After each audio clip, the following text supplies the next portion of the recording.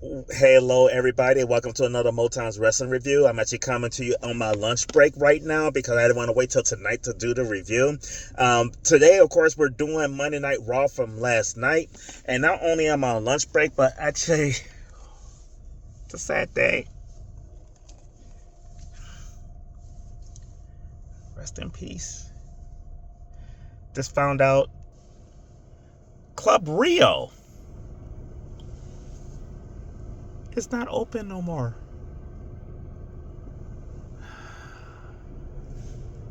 So sad. So sad. Haven't been here in about a year and a half, and obviously they could not survive without me. But anyway, moving on to the Motown's Wrestling Review for Monday Night Raw yesterday. Monday Night Raw kicked off with John Cena. John Cena out there after losing to R-Truth, but then we hear Cult of Personality. Out comes CM Punk to challenge John Cena. Yes.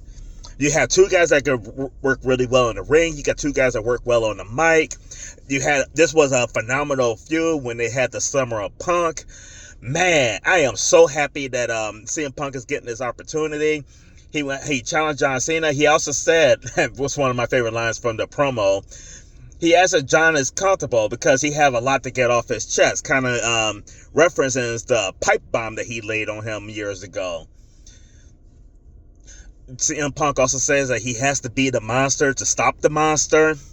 But the monster himself, John Cena, accepted CM Punk's challenge under one condition. They had to be in Saudi Arabia. They have a Night of Champions a couple weeks in Saudi Arabia. For many, many years, Punk refused to work in Saudi Arabia. So this match will be in Saudi Arabia. This would have been a bigger shock for me and a bigger wow moment for me if we did not hear the news about a couple weeks back that CM Punk was going to Saudi Arabia. So it wasn't really a surprise that he's going. And I just think that this would have been a better impact if that news had never been leaked. But anyway, though, we know who CM Punk is facing in Saudi Arabia. It will be John Cena for the title. I am really looking forward to this match, but I'm not really expecting CM Punk to end the reign of John Cena. I'm just not, though. But CM Punk is definitely the biggest challenge that John Cena had since winning the title. Our next match is AJ Styles versus Chad Gable. And as much as I'm looking forward to this match, I'm kind of disappointed that they booked this match. And the reason why I'm disappointed they booked this match is because both of these guys need a win. Both of these guys deserve a win. Both of these guys, you're talking about the phenomenal AJ Styles. Enough said. But Chad Gable was the MVP of this past weekend. He was the MVP in Worlds Collide. The motherfucker was in the match of the night at Worlds Collide. And then El Grande Americano put on one hell of a performance literally 2 hours after he put on a 5-star match. So, and I was really kind of hoping that Chad Gable did get the win here, but at the end of the day, AJ Styles hit him with the Styles Clash. 1, 2, 3, match over. And as much as I wanted both guys to win, I really think they dropped the ball and not giving this to Gable. I think Chad Gable beating AJ Styles would have been really, really good for Chad Gable. But no matter what Chad Gable does as far as his promo work, no matter what the fuck he does in the ring, no matter, he does every single thing that the WWE asks him to do, I think we just gotta come to realize that no matter what, they are not gonna push this guy. And it's a shame. It is really a shame and everything. Like, I don't get it, like, at all. Chad Gable is phenomenal. Not that AJ's not, but Chad Gable deserves a push. Next up, we have for the advance into the Queen of the Ring, Rhea Bloody Ripley, 'cause mommy's always on top, versus Kairi Sane, versus Roxanne Perez, versus Liv Morgan. This match is honestly kind of funny. I don't know where Kairi Sane's fit in all this, because you got Dominic's pussy past, Rhea Ripley, his pussy present, Liv Morgan, and pussy future, Roxanne Perez. And before the match, Roxanne was talking to Liv about working together and everything, and keeping it in Judgment Day, and made the best woman win. And Liv was like, "I will." Roxanne was about teamwork, wink, wink. But Liv was all about her though. The match itself was really good. Rhea hit a double powerbomb on Roxanne Perez and Liv Morgan, which I thought was pretty good. The women worked really well against Rhea Ripley and everything. Rhea Ripley is the biggest threat in the match and everything. They definitely try to neutralize her. But Kairi Sane, at some point in this match, hit the insane elbow on Liv Morgan. Roxanne Perez was watching the entire time outside the ring. After she hit it, Roxanne Perez ran in to appear to make the save, but it was just a roll up on Kairi Sane to get the 1, 2, 3. And the ghost of Pussy Future, Roxanne Perez, get the win. Of course, Finn Balor was very happy about the win and everything. It's good for the Judgment Day. JD McDonough was like, hey, if you can get the title, that's great and everything. Look at Dom, told Dirty Dom to congratulate her. Dirty Dom reluctantly did, but then here comes Liv Morgan with Tiny Tits herself, Raquel Rodriguez. And yeah, this shit's going down. And the funny thing is, Liv knows how this is going to end, because it's going to end the exact same way it ended last year. Dominic don't want women like Liv. He wants women like Roxanne, apparently. The match itself, I gave a B+. I did like the match a lot. Next off, this is the I don't give a fuck moment of the night, or the tap out moment of the night, whatever you want to call it. We had Becky Lynch come out to cut a promo, upset that the fans didn't give her the "you deserve it" chance. The reason why they didn't say "you deserve it," because bitch, you don't deserve it. Jesus Christ. Hulk fucking Hogan of women wrestling. Would somebody please shoot this bitch in the face? Not that I'm advocating anybody doing anything like that, so if you are to do it, please leave my name out of it. And then she calls out Lyra Valkyrie to properly raise her hand and all this shit and some bullshit. Lyra Valkyrie comes out, another bitch I don't give a fuck about. And then when Valkyrie was out there, then out comes that bitch Bayley, attack her from behind. I'm like, Jesus Christ. Can you squeeze more bitches in a segment that I can't stand? But Bayley did receive a good pop, but geez, waste of goddamn time. Waste of goddamn time. After this promo, though, we had a pickup, though, because we had Ron Killings promo. And honestly, Ron Killings promo was my moment of the night and everything. This was my favorite moment. Ron Killings came out there and talked about how don't let nobody tell you your voice don't matter, because it does, because that's absolutely true. Because the fans get him rehired and everything. Then he started talking about, he was talking about R-Truth. And a lot of stuff he said about R-Truth, everybody said about R-Truth, though, so it was really cool and everything. And then he proceeded to cut his hair and announced that he's Ron Killings now. Motherfucker looked more like James Evans Sr. when he cut his hair. Motherfucker looked wild as fuck.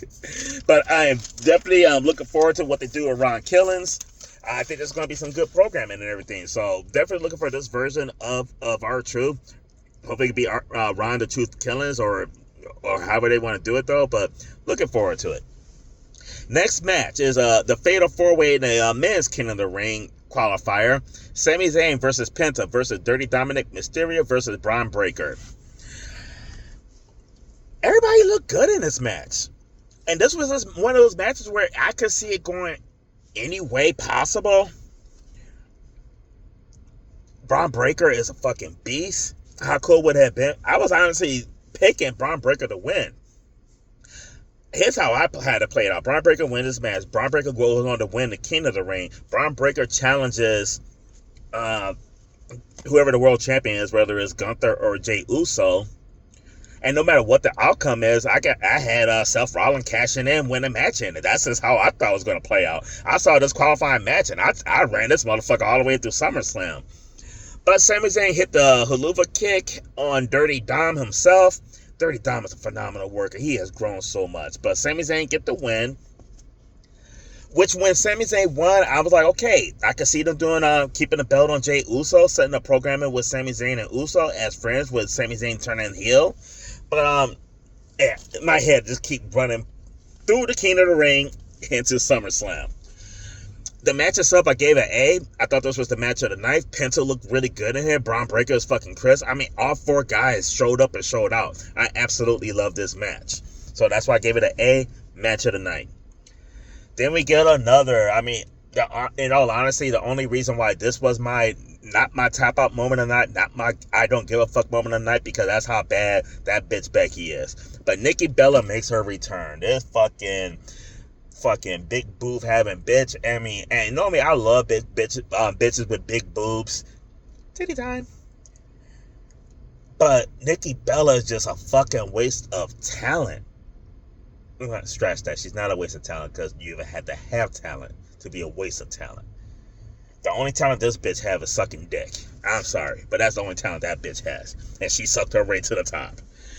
The Liv Morgan came out because Nikki Bella went out there her little like, I'm so proud of the division. I love this person. I love this person. This person's great. This person's great. But she left out the greatest of Liv Morgan, and Liv Morgan called her out on it. So definitely setting up programming for them two. I expect to see Nikki Bella versus Liv Morgan at Evolution. Jesus Christ. Liv Morgan better not lose to Nikki Bella.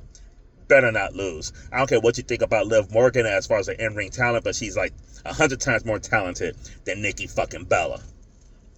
Fucking Bayley's more talented than that bitch. But Liv Morgan did point out something like Nikki Bella is missing a lot of stuff.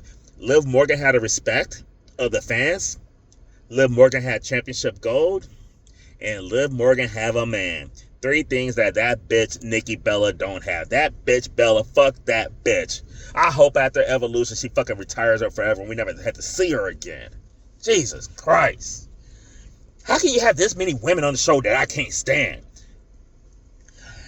Next up is the main event. Main event, Jey Uso versus Gunther. And fuck, everybody was yeeting again. I'm yeeting, my mom was yeeting, my girl was yeeting, you were yeeting. Oh, it was a fucking yeet party. I don't think he was putting as much into the yeets because, trying to save his strip save his energy for the match, in my opinion, though. But definitely came out with some good energy and everything. And then Gunther's Gunther and everything. The match itself was really, really good. I did and did not like the finish. I like how they did the finish. I just didn't like the fact that Jey Uso's reign is over. Not mad that Gunther's a champion. Gunther's a phenomenal champion, but Jesus Christ, you only gave Jey Uso the title for a minute. But he had to sleep his chokehold on him. I mean, and Jey Uso fought it off, reversed it, put the hold on him, fought it off, went back. It was a good back and forth for a decent amount of time to really sell it. But at the end of the day, Jey Uso passes out. Uso's reign is over, and I just have a feeling this is gonna be like Kofi. That was it. I don't think we're gonna see not the main title on Jey Uso anymore. I just don't see it. I just think it ended too soon. But he had one hell of a run. Still one of the most over people on the fucking roster. Congrats to Gunther. No, definitely congrats to Gunther. You're a phenomenal talent and everything, though. But I just didn't think this was the right thing to do. But if you guys remember our Raw review last week, he fought last week. He fought on Saturday, then turned around and fighting Gunther after all these matches. And like Gunther pointed out, you're doing all this fighting while he's resting and everything, though. So they were really setting it up. I'm just not happy with it. Not happy with it at all. Jey deserves better.